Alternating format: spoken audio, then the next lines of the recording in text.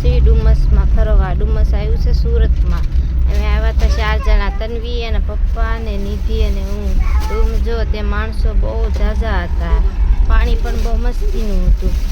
જો આ રેલગાડી કઈ મસ્તની છે, દરિયામાં આપણને ફરવા લઈ જાય ને રેતી બહુ મસ્ત કુણી કુણી હતી. પછી હું નિધિ બે અંદર જાતી હતું.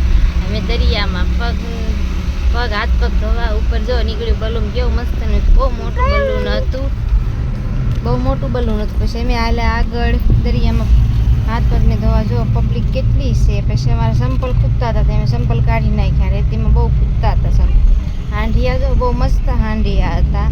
નિધિને લાગતી બીક લાગતી હતી દરિયામાં જવાની. અંદર પાણીના મોટા મોજા આવતા હતા ને, મોટા એટલે તોય તે લઈ ગઈ પકડી.